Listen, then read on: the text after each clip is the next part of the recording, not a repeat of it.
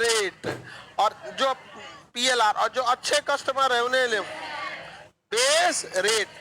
अगर आपका बहुत अच्छा ट्रैक रिकॉर्ड है तो आपको किस रेट पे मिलेगा? बेस। और ऐसे छात्रवृत्ति का खाता खुलवाए हैं, हाँ, PLR। समझ में आ गया कि नहीं आएगा? स्कॉलरशिप का खाता खुलवाए तो किस पे देगा? आगे बढ़ जाएं।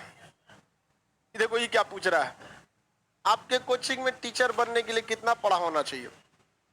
देखिए, पढ़ाई समझाने के लिए कितना मेहनत करना होता है ये पता होना चाहिए।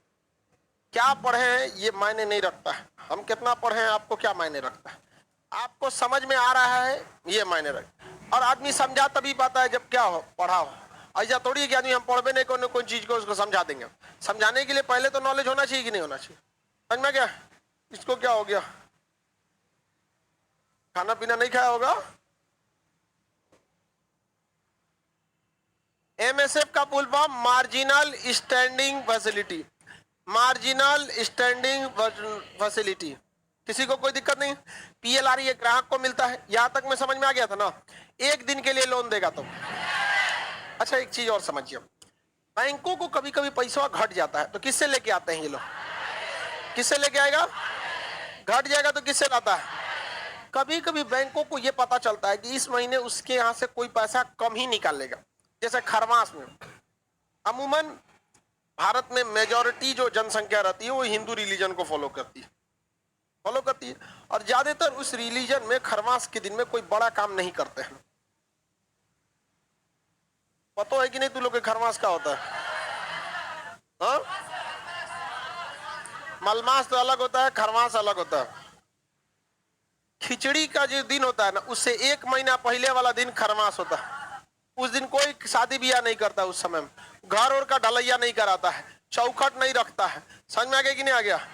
अशुभ शुभ काम उसमें नहीं किया जाता। तो बैंकों को पता है इस समय हमारा कोई भी पैसा नहीं निकालेगा, तो आखिर बैंक अपने पास पैसा रख के क्या करेगा?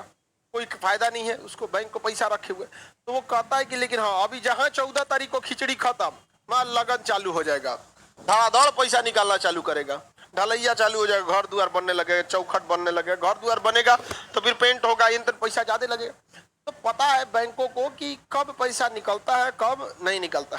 तो जब एक महीना पैसा ब्लॉक रहता है तो बैंक RBI को कहते हैं सब कि ले लो, हमसे क्या करो, ले लो, और कुछ ब्याज दे देना, कुछ ब्याज दे देना। RBI कहता है ठीक है लाओ। तो ये लोग जब अपना पैसा किसके पास रखते हैं? RBI, तो उसे कहते हैं रिवर्स रेपो रेट। क्या कहेंगे? Reverse repo rate.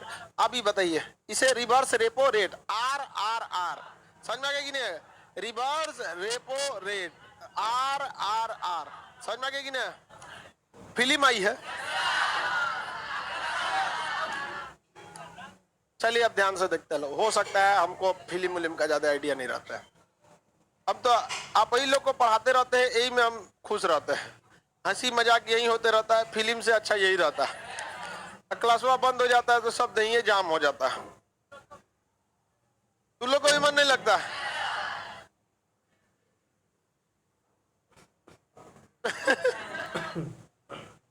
चलिए अब ध्यान देते हैं। तो बैंकों के पास जब सरप्लस अमाउंट हो जाता है, यानी जब अतिरिक्त धन हो जाता है, तो किसको जमा करते हैं? RBI। किसे जमा करेंगे? इसी को क्या कहा जाता है? Reverse repo rate.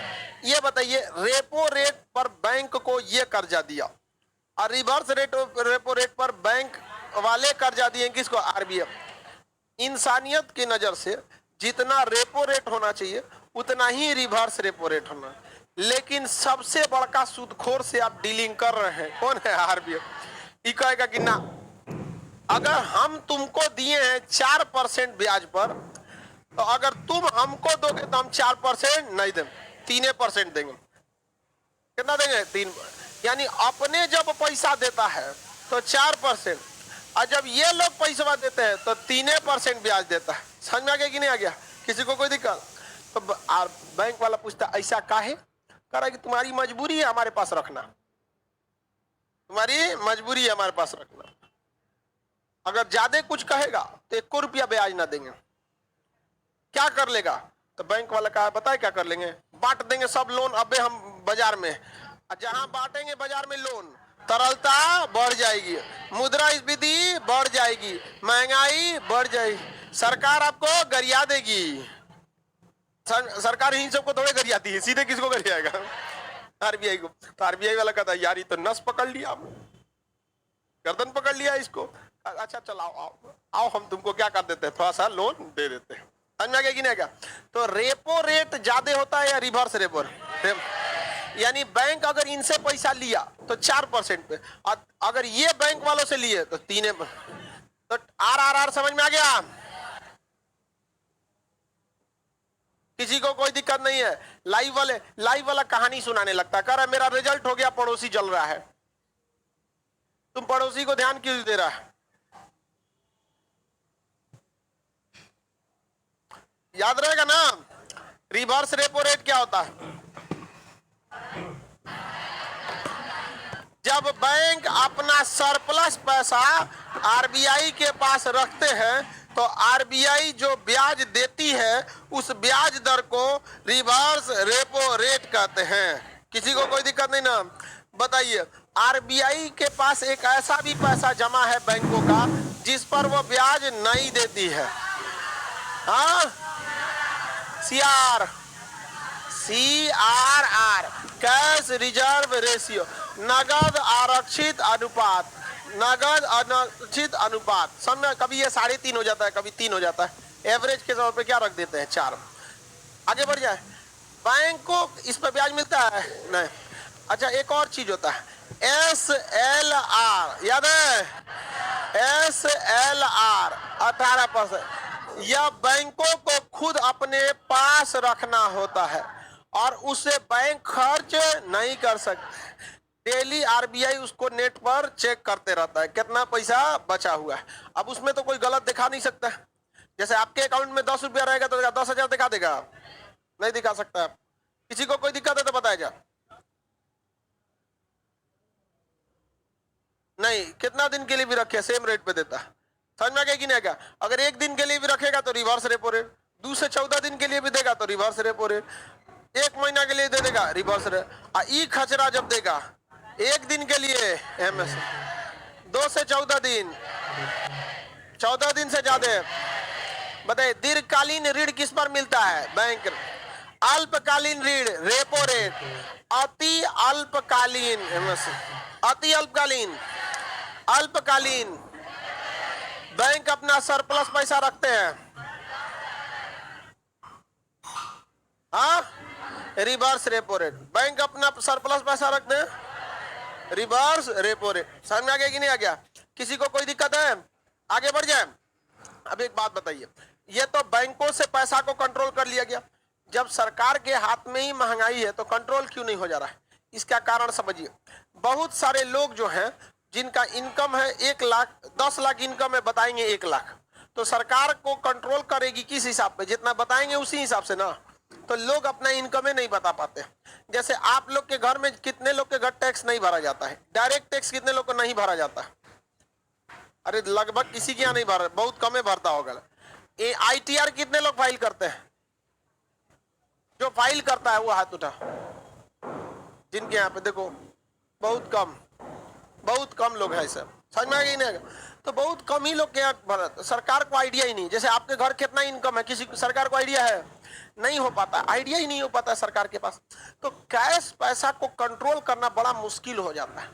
आरबीआई अपने हद तक तो कंट्रोल करती है, लेकिन मार्केट में जो लोगों के पास पैसा है जो बैंक में गया ही नहीं, अरे पैसा बैंक में जाएगा तब तो उसका 4% CRR आरबीआई रखवा लेगा, 18% SLR रखवा लेगा, बाकी बचे में अपना काम करते रहो। अब बैंक में नहीं जाएगा तब आपके बहुत बड़े देखते होंगे, आपके गांव मोहल्ला में कुछ दुकानदार होते होंगे, लाखों में व्यापार करते हैं, बैंक में जीबी नहीं करते, कैश टू कैश डील करते। तो बताइए, आरबीआई उन्हीं पैसों को कंट्रोल कर सकता है जो बैंक में है।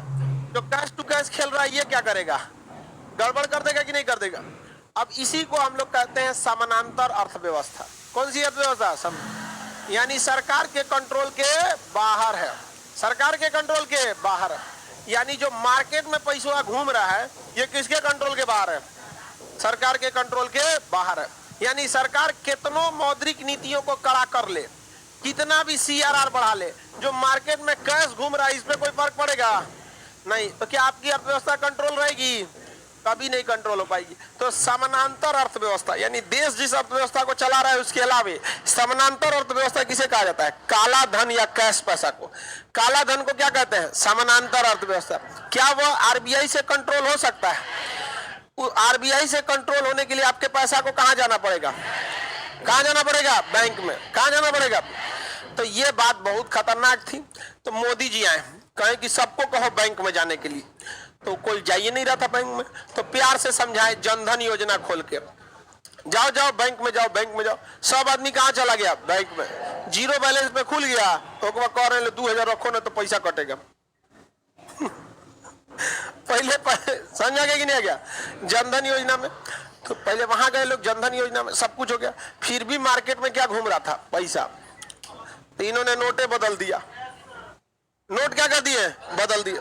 जब नोट बदल दिए तो मार्केट वाला पैसा कहां आया? बैंक में। लेकिन यह योजना इतनी बुरी तरह फेल हुई जिसका कोई हद नहीं। इतना भयानक तौर पे फेल हुआ क्योंकि बैंक वालों ने मिलकर लाखों लाखों रुपए को एक्सचेंज कर दिए। सब बैंक मैनेजर मिल गया। अब किसी का काला धन है 10 लाख, अब वो बैंक में जाएगा वाइट कराने के लिए, सरकार कहेगी 30% इसमें तो इनकम टैक्स है। तो बैंक मैनेजर को कहा कि 10 लाख का 3 लाख सरकार ले लेगी। एक काम कीजिए, 10 लाख पे 1 लाख आप ही ले लीजिए ना। पूरा का पूरा क्या हो गया? काला धन।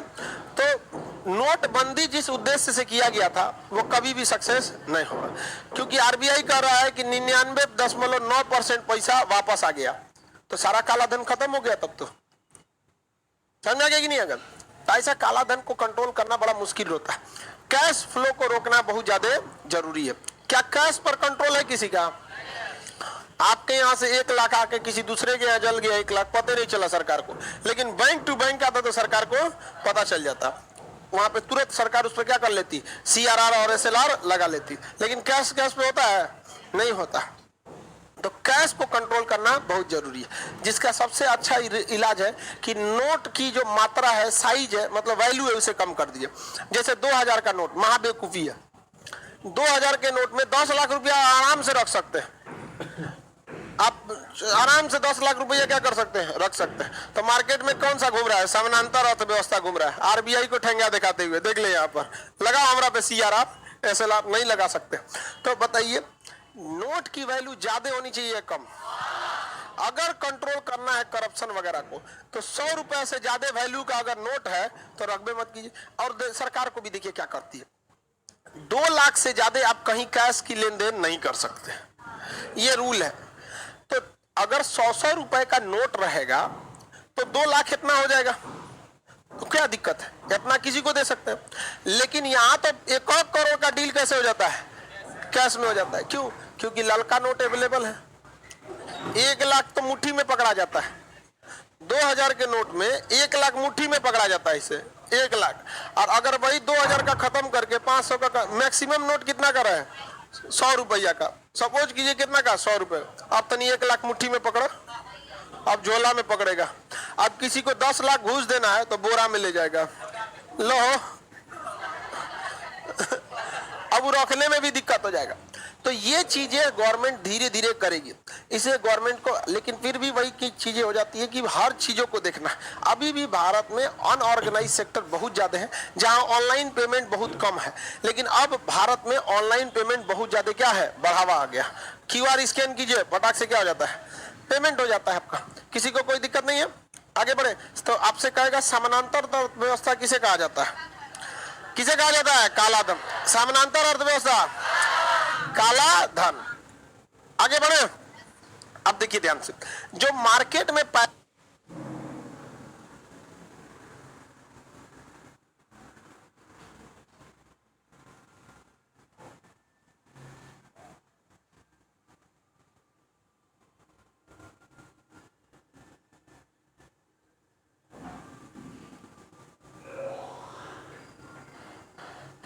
चलिए ध्यान से समझिए, जो मार्केट में पैसा है, क्या उस पैसे पर CRR का काम कर पाएगा? मार्केट के पैसे पे SLR काम करेगा? रेपो रेट वगैरह कुछ भी काम नहीं करेगा। तो जो पैसा बैंक में है उस पर क्या लगाया जा सकता है? मौद्रिक नीतियां। क्या लगाया जा सकता है? मौद्रिक नीति। लेकिन जो पैसा मार्केट में घूम रहा है, क्या उस पर मौद्रिक नीति काम करेगा? बताइए, रेपो रेट मौद्रिक नीति का हिस्सा है? अरे सब ये मौद्रिक नीति है, जितना दिख रहा है सब क्या है? मौद्रिक नीति। मॉनेटरियल पॉलिसी, समझा कि नहीं? क्या मॉनेटरियल पॉलिसी कहलाता है इसमें। मौद्रिक नीति के लिए सबसे बड़ा झमेला हो जाता है मार्केट में उपस्थित पैसा। इसके लिए भी लगाया जाता है एक अलग मौद्रिक नीति, जिसे कहते हैं खुले बाजार की नीति, ओपन मार्केट पॉलिसी। खुले बाजार की नीति। खुले बाजार की नीति के तहत सरकार प्रतिभूतियों को बेचती है। प्रतिभूति मतलब गारंटी पेपर, एक कागज। जैसे आप LIC कराते होंगे तो आपको बदले में वो कागज मिलता होगा, झुनझुना। कहिया वो कागज भाग जाएगा सहारा की तरफ, कोई वैल्यू नहीं है। तो समझ में आ गया कि नहीं आ गया? तो आप किस चीज का व्यापार कर रहे हैं? गारंटी का। किसका? गारंटी। गारंटी मैंने क्या होता है? प्रतिभूति। गारंटी, प्रतिभूति को अंग्रेजी में क्या कहते हैं? गारंटी। बॉन्ड पेपर, समझ में आ गया कि नहीं? क्या होता है? Bond paper. आप बताइए, आप बैंक में पैसा रखे हैं, बदले में आपको क्या मिला है? पासबुक। कहियो बैंक वाला भागा तो बिना हाँकते रहिए पासबुक से। समझ में आ गया कि नहीं? पासबुक लेके घूमते रहिए, भाग जाएगा, दिक्कत हो जाएगा। तो आप बताइए, आप जो FD करते हैं या LIC में डालते हैं या म्यूचुअल फंड में, ये सब किस चीज का व्यापार है? प्रतिभूति का। बदले में आपको क्या मिलता है? कागज। अब तो सोचो कागजों नहीं दे रहा है, कराओ, एप्लीकेशन डाउनलोड कर लीजिए, ऑनलाइन हो जाएगा। जब तक हाथ में कागज नहीं, पता नहीं चलता है कि हमरा है। समझ में आ गया कि नहीं? तो मार्केट में जो पैसा घूम रहा है, मार्केट में पैसा घूम, इसे उठाने के लिए क्या लाते हैं? खुले बाजार की नीति। जो पैसा खुला में घूम रहा है उसके लिए खुले बाजार की नीति। RBI बैंकिंग कंपनियों के एजेंट को, प्राइवेट बैंक के एजेंट को, LIC के एजेंट को पूरा खुला छूट दे देता है, जाओ आओ मार्केट में, खुले बाजार में जो छुट्टा सांड की तरह पैसा घूम रहा है उसे लेके आओ, क्योंकि मार्केट की तरलता को कम करना। अब आपके घर में LIC का एजेंट चाहे बैंक वाला आएगा, कहेगा कि एक काम कीजिए, आप हर महीने 10-10 हजार जमा कीजिए, 30 साल बाद आपको हर महीने 15,000 रुपये पेंशन मिलने लगेगा। समझ में आ गया कि नहीं? ऐसा ऐसा बोलता है, सब कि नहीं बोलता है? हाँ? तो ये सब क्या कर रहा है? अब ध्यान से समझिएगा, इस सब के पीछे कौन खेला कर रहा है? RBI। क्या लिए? जो खुला में पैसा घूम रहा है उसके लिए खुले बाजार की नीति। क्या बेच देता है? प्रतिभूति। प्रतिभूति माने गारंटी पेपर, बॉन्ड पेपर। और क्या उठा लेता है? पैसा। क्या उठा लेगा? पैसा। तो बताइए, पूरी देश की अर्थव्यवस्था डिपेंड कर रही है पैसा पर, किधर घूम रहा है किधर नहीं। ज्यादा घूमना चाहिए, कम, मीडियम। आपको पता है ना, पैसा क्या है? ब्लड प्रेशर की तरह, ज्यादा नहीं होना चाहिए, कम नहीं होना चाहिए। अब आप क्वेश्चन बताइए, RBI जब अपनी प्रतिभूतियों को बेचती है तो मार्केट की तरलता कम हो जाती, तो महंगाई कम, मुद्रास्फीति कम, कोई दिक्कत नहीं ना। RBI जब अपने मौद्रिक नीतियों को कड़ा कर देती है तो लोन का रेट क्या हो जाता है? बढ़ जाता, लोन बांटने की मात्रा घट जाती, मार्केट की तरलता घट जाती, महंगाई घट जाएगी, मुद्रास्फीति घट जाती। समझ में आ गया कि नहीं? तो RBI पूरे भारत को कंट्रोल कर लेता है। बैंक के पैसा को मौद्रिक नीति, बैंक के पैसा को और खुला पैसा को खुले बाजार की नीति के तहत। बताइए, खुले बाजार की नीति के तहत किसका व्यापार होता है? प्रतिभूति यानी बॉन्ड पेपर। प्रतिभूति यानी बॉन्ड पेपर। तो प्रतिभूतियों की खरीद बिक्री क्या कहलाता है? खुले बाजार की नीति। खुले बाजार की नीति। किसी को कोई दिक्कत? बताइए, CRR महीना में मेंटेन होगा कि डेली डेली? डेली। बैंकों में डेली पैसा जाता है। SLR डेली डेली होता है। नहीं समझ में आ गया? कोई दिक्कत नहीं ना? डेली कितना होना चाहिए? 4%। डेली कितना होना चाहिए? 4%। आज पैसा निकल गया, थोड़ा सा कम हो जाएगा, ज्यादा झोंक दिया, बढ़ जाएगा। यहाँ पर पूरे पैसे, बताइए, प्रतिभूतियों की खरीद बिक्री क्या कहलाता है? खुले बाजार की नीति। यानी अगर आप ध्यान से देखेंगे तो इस अर्थव्यवस्था का सबसे बड़ा दुश्मन जो है वो तरलता है। क्या है? तरलता। यानी जो MSF ला रहे हैं ये भी किसके लिए? तरलता के लिए। रेपो रेट ला रहे हैं तरलता को कंट्रोल करने के, बैंक रेट ला रहे हैं तरलता को कम करने, CRR ला रहे हैं तरलता को कम करने, SLR ला रहे हैं तरलता को। ये सब में और तरलता में उल्टा संबंध है। कैसा संबंध है? तरलता में कैसा संबंध है? उल्टा। तरलता माने कैश पैसा। आप बताइए, CRR बढ़ा के कह देगा 100% पैसा हमारे पास रखो, तो क्या लोन मिलेगा? तो तरलता क्या हो जाएगा? घट। यानी इनमें से किसी को भी बढ़ाएंगे तो तरलता घटेगा, और तरलता घटता है तो महंगाई घट जाती है। अब महंगाई घट जाती है तो मुद्रास्फीति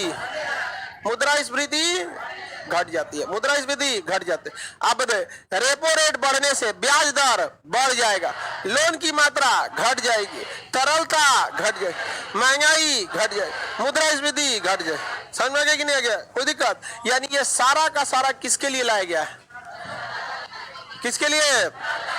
तरलता के लिए। मुद्रास्फीति को अंग्रेजी में इन्फ्लेशन कहेंगे। क्या कहेंगे? इन्फ्लेशन। याद रहेगा ना?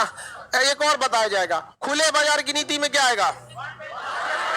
बॉन्ड पेपर, प्रतिभूतियों की खरीद बिक्री। RBI जब अपनी प्रतिभूतियों को बेचती है, तरलता घट जाए, समझ में आ गया कि नहीं? अब आपके मन में एक सवाल आएगा कि जब RBI ने प्रतिभूतियों को बेच दिया, इसका PDF नहीं मिला? कल इसका PDF मिल जाएगा, RBI का PDF कल मिल जाएगा। कौन हो गया जी इसको? जाओ, तबीयत खराब लगी रहा है इसका, चल जाओगे कि नहीं? एक बात बताइए, मार्केट में बहुत ज्यादा पैसा है, इसे कंट्रोल करने का उपाय? लोगों के पास बहुत ज्यादा पैसा है, इसे कंट्रोल कैसे करेंगे? मौद्रिक नीति या ओपन मार्केट? सरकार क्या बेचेगी? प्रतिभूति यानी बॉन्ड पेपर। पैसा को क्या कर लेगी? उठा लेगी। इस शर्त पे उठाएगी कि 10 साल बाद हम आपको शायद डबल या ट्रिपल दे देंगे। अब अपने अलग अलग प्लान होता है। तो चलिए, आपने पैसा उठा लिए, ठीक है, 10 साल बाद क्या होगा? जब प्रतिभूतियों की टाइमिंग पूरी होगी तो डबल पैसा निकलेगा। तो इतना बड़का बेवकूफी RBI कर सकती है? हाँ, आखिर अब तो खड़े दिख रहा है कि अगर आज आपसे उठाई है, सपोज कीजिए सबसे 1 लाख रुपया उठा ली RBI, घर से आप लोग ले आए, कैसे भी 1 लाख उठा ली, कितना तरलता उठा लेगी RBI? आप लोग की तरलता क्या हो गया? घट गया। और घर से पैसा मांगेंगे एक्स्ट्रा तो घर वाला गरिया देगा, अब 1 लाख दे लियो तो राम नहीं, अब देगा पैसा नहीं, शांति से जीवन बिताइएगा, कोई पार्टी साटी नहीं होगा। लेकिन जब 10 साल बाद टाइमिंग क्या होगा? पूरा, तो सोचिए वो 1 लाख रुपया कितना निकलेगा? हाँ, 2 लाख। अब जब प्रतिभूतियों को RBI वापस जनता से खरीदती है, जिस प्रतिभूति को पैसा लेकर RBI प्रतिभूति बेची थी, अब जब वापस RBI प्रतिभूति को खरीदेगी तो बदले में क्या देगी? पैसा। तो ज्यादा पैसा हो गया तो बवाल हो जाएगा, नहीं होगा? तो समझिए, RBI सारे बैंक वालों को बुला के एक मीटिंग करता है, कहता है कि सुनो, जनता बकलोल है। कौन बोला? RBI कहता है जनता को उतना नहीं पता है कि 10 साल बाद क्या होने वाला है। ओकरा ई लग रहा है कि 10 साल बाद डबल होगा, लेकिन ओकरा ई पता नहीं है कि 10 साल बाद महंगाई भी डबल हो जाएगा, ये पैसा कोने काम लायक नहीं रहेगा। समझ में आ गया कि नहीं? तो उतने जोड़ गांठ के RBI ये करती है कि 10 साल बाद वह कितनी महंगाई को कंट्रोल करेगी। तो आप कितना दिमाग लगा लीजिए, 10 साल बाद आप वहीं के वहीं रह जाएंगे। जैसे आप सोचिए, आज से 10 साल पहले या 20 साल पहले सपोज कीजिए, यानी सन 2000 में अगर आपसे कोई 1 लाख रुपया लिया होता, सोच सकते हैं कितना पैसा लिया। और आज 20-22 साल बाद अगर 3 गुना भी लौटा दिया, 1 लाख के बदले 3 लाख, तो भी ससुरा उस समय वही फायदे में था। सन 2000 में किसी के पास 1 लाख रुपया और आज के समय में 3 लाख रुपया, 3 लाख का कोई वैल्यू नहीं है। उस समय जो गैस सिलेंडर मिलता था 120 रुपया, आज 1100-1200 में गैस सिलेंडर 10 गुना महंगा हो गया। अब पैसा आपका 3 गुना महंगा हुआ। सन 2000 में 3 रुपए किलो आलू बिकता था, हम 3 रुपए किलो हमको याद है, हम लोग खरीदे हुए, अभी 20 रुपए। तो आलू कितना हो गया? 6 गुना महंगा। समझ में गया? 6 गुना क्या हो गया? महंगा हो गया। और पैसा कितना महंगा? 3 गुना। सोच रहे RBI बेवकूफी करेगा? हम लोग के समय में आपको बताते हैं, पेट्रोल जो चलता था उस समय, हम बताते हैं आपको 42 रुपए लीटर, 42 रुपए लीटर चलता था। 35-36 रुपया। मट्टी तेल बिकता था 20 रुपया, अभी 70। पेट्रोल 110, 115 चला गया। आप बताइए मुद्रास्फीति का प्रभाव पड़ता, मतलब 10 साल बाद महंगाई बढ़ेगी कि नहीं बढ़े? तो आरबीआई जो प्रतिभूति बेची है बकलोल है, सब जोड़ गांठ के समझिए। आपको क्या बनाने के लिए? बेवकूफ बनाने के लिए। हमारे पास भी आता है, हमारे पास आता है तो हम वही वाला प्लान लेते हैं। हम ऐसा प्लान लेते हैं कि देख भैया, हमसे तुम हर साल कुछ पैसा ले लो, हर साल क्या ले लो? पैसा ले लो। 10 साल तक हमसे क्या ले लो? पैसा ले लो। उसके बाद हमको अगले 20 साल तक महीना महीना कुछ पैसा देना, 25,000 30,000 पेंशन के रूप में। और जब 20 साल कंप्लीट हो जाएगा तो ये जो हम पैसा 10 साल तक जमा किए हैं अपना प्रीमियम, वो भी हमको वापस चाहिए। होता है ऐसा, पॉलिसी आता है। हम अपने मम्मी पापा का पेंशन ऐसे ही कराए हैं, हर साल हम जमा कर देते हैं, हर साल जमा करते जाते हैं, और जमा हो गया तो अगले 30 साल तक उन लोग को पेंशन मिलेगा। अब 30 साल तक पेंशन मिलते जाएगा, और जब 30 साल कंप्लीट हो जाएगा तो जो शुरुआत में हम हर साल 10 साल तक जमा किए हैं, वो पैसा क्या हो जाएगा? मिल जाएगा। तो हमारा जो था वो मिल गया और पेंशन भी मिल गया, टेंशनों खत्म हो गया हमारा।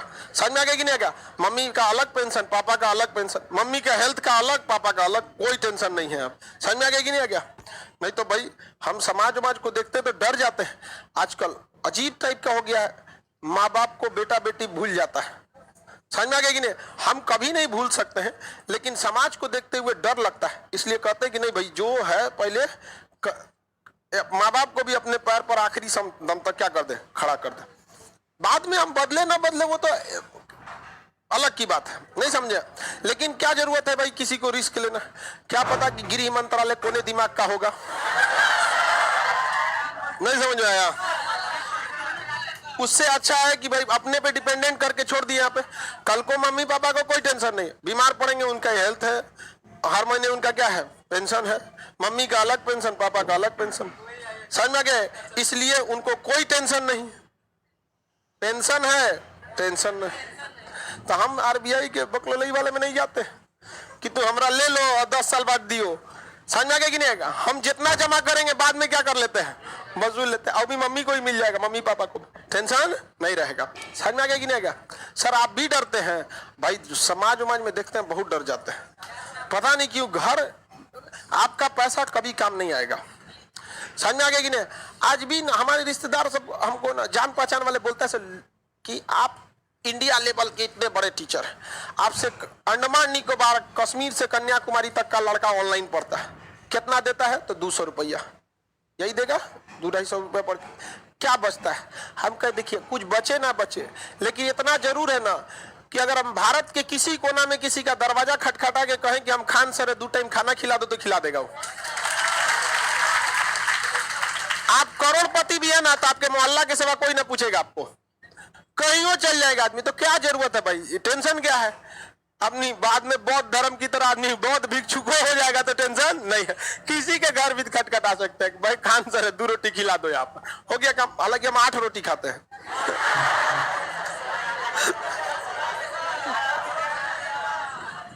अरे वो अलग बात है, पैसा बहुत कुछ है बाबू, सब कुछ नहीं है। एक चीज हमको बहुत खटकता है, लोग कहते हैं खाली हाथ आए थे खाली हाथ जाएंगे। हमको ये सिद्धांत चेंज करना है।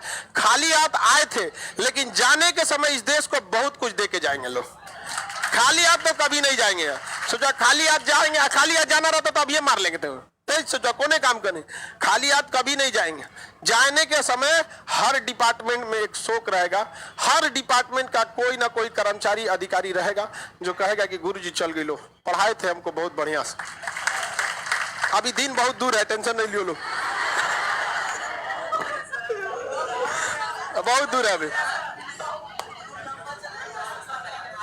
आगे बढ़ते हैं तो चलिए, आरबीआई समझ में आ रहा है कि नहीं आ रहा?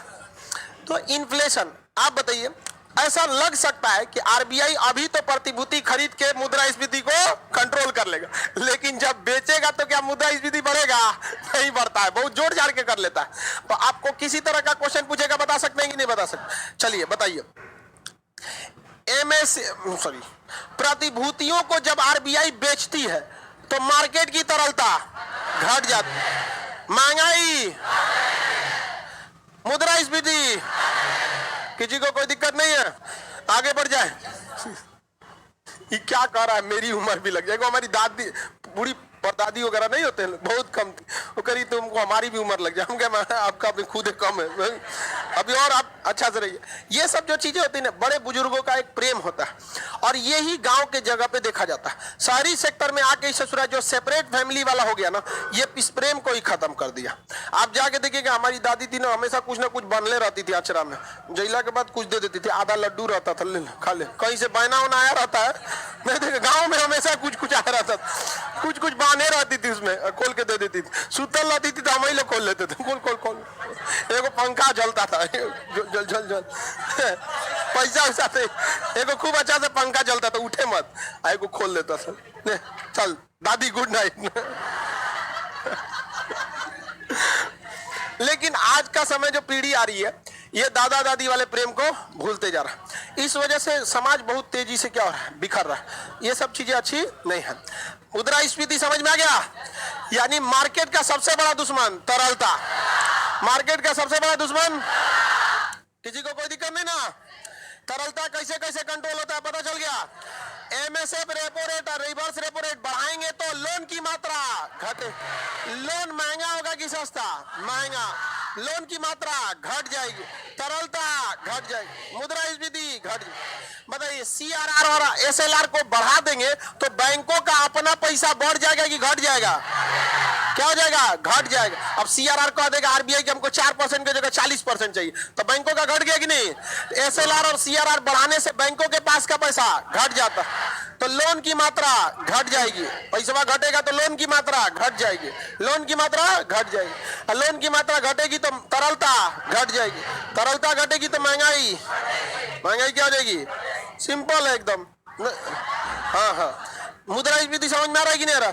महंगाई को ही क्या कहते हैं? महंगाई को ही मुद्रास्फीति, मुद्रास्फीति, इन्फ्लेशन क्या कहेंगे? इन्फ्लेशन। क्या होता है? इन्फ्लेशन। इन्फ्लेशन दो चीजों से होता है। एक आपका क्या चीज? तरलता। क्या चीज होता है? तरलता। बहुत ज्यादा पैसा हो जाएगा ना तो क्या हो जाएगा? मुद्रास्फीति। इसके अलावे भी होता है एक मांग। क्या होता है? मांग। अगर मांग बहुत ज्यादा बढ़ गया ना तो भी क्या बढ़ जाती है? महंगाई। जैसे लगन में डीजे, उसे जाओ में तरलता का कोई काम ही नहीं है, लेकिन सबका भी 1 तारीख को मैं लगन देखें, जिस दिन शुभ लगन होता है ना, उस दिन क्या होता है? बहुत डीजे हो जाता है, तो बेचारा वहाँ ऑर्केस्ट्रा वाला थक जाता है। सुबह कहीं और नाच के आया है, शाम के कहीं और, तो कभी कभी नींद में रहता है, उलटियो जाता है। एक दिन में 3 जगह क्या करे आदमी? तो बताइए, मांग से भी मुद्रास्फीति बढ़ती है कि नहीं? छठ के समय फल वगैरह दिखेगा, हल्दी, नींबू, छठ के समय इसका यूज बढ़ता है। हाँ, केला महंगा हो जाता है कि नहीं हो जाता? तो मांग से भी मुद्रास्फीति बढ़ जाती है, मांग से मुद्रास्फीति बढ़ जाती है। कोई दिक्कत है किसी को? ठंडी के दिन में चाय का रेट बढ़ जाए, ठंडी के दिन में अंडा का रेट बढ़ जाता है, तो क्या मुर्गी अंडा देना कम कर दी? नहीं, मुर्गी उतना ही अंडा दे रही है, लेकिन मांग बढ़ गया। मांग क्या हो गया? बढ़ गया। कोई दिक्कत? तो मांग से भी बढ़ता है कि नहीं बढ़ता? लेकिन इस पे आरबीआई कुछ कह सकता है? क्या कहेगा कि नहीं चाय कम पियो, हाँ डीजे कम बजाओ? नहीं, इसको नहीं कंट्रोल कर पाता। आरबीआई किसे कंट्रोल करता है? तरलता। एक और चीज होता है लागत प्रेरित मुद्रास्फीति। यह बहुत खतरनाक होता है। जब किसी चीज का लागत बढ़ जाता है, उससे जब महंगाई बढ़ती है तो बहुत खतरनाक होता है। जैसे कोयला महंगा हो गया, चाय का रेट महंगा, डीजल महंगा हो गया, उस वजह से भाड़ा महंगा हो गया, हर चीज महंगी हो गई, पेट्रोल महंगा हो गया, बिजली महंगी हो गई है, इस वजह से महंगा होते जा रहा है। समझ में आ रहा है कि नहीं आ रहा है? तो वो क्या होता है? लागत प्रेरित मुद्रास्फीति। जैसे आप होटल में चिकन खाइएगा, अब पता चला प्याज हो गया 300 रुपये किलो, कौन सी मुद्रास्फीति? हाँ, समझे? फोचका वाले को देखिएगा, पूछता है प्याज डाल दे, डाल दीजिए। और जब प्याज 300 रुपया हो जाता है तो प्याज चाहिए, हाँ डाल देगा, मुरई डाल देगा। प्याज के जगह क्या डाल देगा? कर लीजिए यहाँ पर, कहेगा 300 रुपया से फोचका से महंगा प्याज है, नहीं जान जाएगा। तो महंगाई यानी मुद्रास्फीति कितने जगह से? 3। तरलता, मांग और लागत, तरलता, मांग और लागत। कोई दिक्कत? अभी के समय जो मुद्रास्फीति आ रही है वो लागत सबसे खतरनाक होती है, क्योंकि ये घटने का नाम नहीं लेती है। अब मांग प्रेरित मुद्रास्फीति बहुत कम समय के लिए होती है, कम समय, जैसे 1 जनवरी के दिन ग्रीटिंग कार्ड, 14 फरवरी के दिन गुलाब का फूल, वो क्या है? मांग प्रेरित। 15 फरवरी को कोई ना पूछेगा, नहीं समझ में आ गया? बकरी खाएगी। कुछ को दिक्कत। होली में रंग, होली बाद रंग खरीदिए ना, ऐसे ही दे देंगे। दीपावली में पटाखा रख लेता है छठ में बेचने के लिए। राखी के दिन में वो रक्षाबंधन, नहीं समझे? राखी। तो ये देखिए, ये मांग प्रेरित मुद्रास्फीति कम समय के लिए होती है, समझ में आ गया कि नहीं? लागत प्रेरित मुद्रास्फीति अस्थायी हो जाती है, बहुत खतरनाक हो जाती है। लागत ही क्या हो जाता है? बढ़ जाता है, जिस वजह से लागत प्रेरित मुद्रास्फीति हो जाती है। अब जैसे देखिए, पहले लॉज वगैरह में जहां स्टूडेंट पढ़ता था, बहुत कम समय में ईद के समय कपड़ा, हाँ सही बोला, ईद आ रहा है, ईद के समय में कपड़ा, वो भी देखेगा कि ईद में कपड़ा पहनते ही हैं लोग, नया कपड़ा सब लोग, तो ईद में भी क्या कर देगा? कपड़ा कर देगा। समझ में आ गया कि नहीं आ गया? महंगा कर देता है वो। लगन के समय में मेकअप का चीज, हाँ वो भी महंगा हो जाता होगा। अभी लड़की बताएगी सब यहाँ पे, महंगा हो जाता है कि नहीं हो जाता? हाँ, स्नो पाउडर सब महंगा हो जाता होगा लगन के समय, खरमास के समय। समझ में आ गया कि नहीं आ गया? एगो खरमास के एगो ब्यूटी पार्लर था, तो उसमें ना 2 भैंस ऐसे देख रही थी से। इसे कहते हैं मोटिवेशन। नहीं समझा? मोटिवेशन हुआ। वो देखी होगी सबकी भैंस सबकी, बाप रे, इस रूम में जो अंदर जाता है निकलता है पूरी तरह चेंज होके। तो भैंस भी क्या हो गई? मोटिवेट हो गई, और ब्यूटी पार्लर के दरवाजे पे जाके खड़ी हो गई। This is motivation. मतलब हमको भी मोटिवेशन इतना भी नहीं हो जाना चाहिए, ज्यादा मोटिवेट हो जाने में क्या हो जाता है? गड़बड़ हो जाता है। किसी को दिक्कत है? मुद्रास्फीति कितने टाइप का? हाँ, 26 जनवरी को जलेबी महंगा क्यों हुआ? मांग प्रेरित मुद्रास्फीति, मतलब मांग की वजह से मुद्रास्फीति। समझ में आ गया कि नहीं आ गया? लगन में पंडित जी महंगा क्यों होगा? मांग प्रेरित मुद्रा। पंडित जी की बुकिंग रहता है बहुत, एक तो पंडित जी बहुत विद्वान रहते हैं, लोग का और डिमांड रहता है। आप बताइए, आप स्टूडेंट हैं, आप लोग के एरिया में महीना के पहले सप्ताह में महंगाई बढ़ जाती है, किस लिए? तरलता।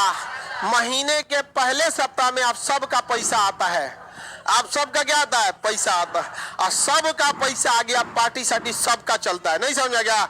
मसाला भूज दिया उधर, यो नहीं पता होगा कि चिकन महंगा है कि सस्ता ना, मसाला भूज दिया एगो गया चिकन लाने। कॉन्फिडेंस देख रहे हैं?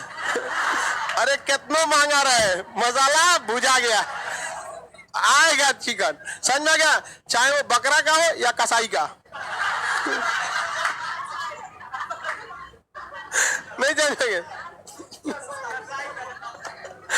आगे बढ़े तो देखिए, मांग प्रेरित मुद्रास्फीति भी समझ में आ गया आप लोगों को। अब बताइए, पहले गांधी सेतु पार करने का पटना में पुल है, लाइव वाले आप लोग को पता ना होगा, पटना आने से पहले विशाल गंगा नदी को पार करना पड़ता है, अगर आप नॉर्थ बिहार से साउथ बिहार में आ रहे हैं तब, और अगर आप इधर से आ रहे हैं तो इधर से सोन नदी पार करना पड़ता है, नदी दोनों ओर से पार करना है।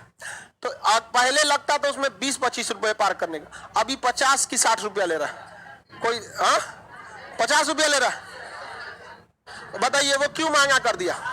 लागत प्रेरित मुद्रा। पहले 70 रुपया डीजल भरवाता था, अभी 100 रुपया डीजल भरवा रहा। महंगा नहीं हो जाएगा तो कौन सी वृद्धि? लागत प्रेरित मुद्रास्फीति। समझ में आ गया कि नहीं आएगा? पहले 1 रुपया में 4 गो फोचका मिलता था, पानी पूरी 1 रुपया में 4, हम लोग के समय। अब 1 रुपया में 1 को न देगा। समझ में आ गया कि नहीं आ गया? तो बताइए कौन सी वृद्धि? लागत। आलू महंगा, तेल महंगा, बेसन नहीं मिल रहा, मैदा, आटा, जो भी महंगा, सबका सब क्या हो गया? महंगा, सबका सब महंगा। सबसे खतरनाक मुद्रास्फीति लागत प्रेरित मुद्रास्फीति सबसे खतरनाक होता है, घट में नहीं करता है। समझ में आ गया कि नहीं आ गया? कोई दिक्कत है किसी को? लागत प्रेरित मुद्रास्फीति अब सबसे कम समय के लिए रहता है। मांग खत्म, मुद्रास्फीति खत्म। समझ में आ गया कि नहीं आ गया? जैसे अभी सेवई का रेट बहुत महंगा हो गया होगा, ईद का समय आया, सेवई का रेट महंगा, क्योंकि पता है कि जो जाएगा कहां तुम, विदाउट सेवई ईद नहीं, विदाउट सेवई ईद नहीं, उसको पता है, इसलिए सेवई का रेट बढ़ा देगा और उसमें खूब डिजाइन कहेगा कि मामी सेवई है, महंगा मिलेगा, महंगा कर देगा कि नहीं कर देगा? रीजन क्या है? मांग पर। और ईद बाद अरे ले लो ना यार, 2 किलो ले लो, जानता है खराब हो जाएगा। ज्यादा देर तक रख देंगे, खाने पीने वाला सामान तो ज्यादा देर तक नहीं ना चल पाता है, क्या हो जाएगा? जैसे आप देखें छठ के समय फल बहुत महंगा मिले, छठ के 2 दिन बाद केला जानता है बेच के निकाल 2 दिन में, वरना क्या हो जाएगा? सड़ जाए। लेकिन वही केला वाले को छठ से पहले मिलिए। पता है बिहार में है तो दीपावली मनाएंगे या नहीं मनाएंगे, लेकिन छठ जरूर मनाएंगे। बिहार में दीपावली का मतलब होता है छठ का एडमिट कार्ड, बहुत धूमधाम से। ऐसा छठ पृथ्वी पे कहीं नहीं होता है। जहाँ कैसा कैसा होता है बिहार में, गांव गांव क्या हो जाता है, जगमगा जाता है। तो उसको भी पता है कौन सी मुद्रास्फीति, मांग, हाँ मांग प्रेरित। अच्छा ये बताइए, अगर मोदी जी सबके अकाउंट में 15-15 लाख रुपया भेज देंगे तो कौन सा मुद्रास्फीति होगा? कौन सा? तरलता। आप लोग को भी समझ में आ गया? वेरी गुड, सबको समझ। मुद्रास्फीति कितने तरह से होगा? हाँ, मांग, लागत, तरलता। तरलता को कंट्रोल कौन करता है? मांग को कंट्रोल करने की जरूरत ही नहीं है, क्षणिक होता है, अपने आप कंट्रोल हो जाता है। और वो जरूरी भी है, क्योंकि दुकानदार बेचारा उसी दिन के भरोसे कमा लेता है। जैसे देखिए ना, जो कुम्हार लोग होते हैं, दीपावली के दिन उन लोग का दिया बिक जाता है, अच्छा खासा बिक जाता है, तो वो जरूरी भी है। दीपावली छठ में उनका दिया बिक जरूरी भी है, समझ गए कि नहीं? तो ये उतना दिक्कत नहीं। सबसे खतरनाक, हाँ, कितना सिंपल है इन्फ्लेशन। मुद्रास्फीति यानी इन्फ्लेशन कितना सिंपल है, इससे सिंपल है कोई? आप लोग को समझ में आ रहा है? मुद्रास्फीति मतलब क्या होता है? महंगाई। क्या होता है? महंगाई। समझ में आ गया कि नहीं आ गया? अब जैसे देखिए, स्नो पाउडर, क्रीम, ठोड़ रंगने वाला, ये सब महंगा हो जाएगा। अगर ये महंगा हो गया तो ब्यूटी पार्लर का भी चार्ज क्या हो जाएगा? महंगा। अब जो दाढ़ी बनाने वाला क्रीम 30 रुपया में खरीदता था, आज वो उसको 100 रुपये में खरीद रहा है, 50 रुपये में खरीद रहा है। तो क्या करें? महंगा हो जाएगा। और नहीं तो कहिएगा सस्ता तो साबुन लगा देगा लाइफ बॉय साबुन लगा देगा। तो क्रीम लगाता है तो सही नहीं रहता है। आगे बढ़े। इन्फ्लेशन के टाइप 3, मांग प्रेरित, लागत प्रेरित, तरलता वृद्धि। तरलता वृद्धि, इनमें किसे आरबीआई कंट्रोल करता है और किसे सरकार कंट्रोल करती है? हाँ, लागत प्रेरित मुद्रा। इसे कैसे कंट्रोल किया जाता है? उत्पादन बढ़ाकर। जैसे कोयला का रेट बढ़ गया, कोयला उत्पादन बढ़ा दीजिए। प्याज का रेट बढ़ गया है, अब पाकिस्तान से प्याज मंगा दीजिए। दाल का रेट बढ़ गया है, वियतनाम से दाल मंगा दीजिए। नहीं समझ में आ गया? तो मांग, उत्पादन बढ़ा के सरकार किसे कंट्रोल कर सकती? लागत प्रेरित। पेट्रोल का दाम बढ़ गया है, सीएनजी पे चला दीजिए गाड़ियों को, सब गाड़ी सीएनजी पे चल जाएगी, डिमांड घट जाएगा, तुरंत पेट्रोल क्या हो जाएगा? सस्ता। इसके लिए सरकार को भी इकोनॉमिक्स पढ़ा होना चाहिए। आगे का क्लास कल करेंगे।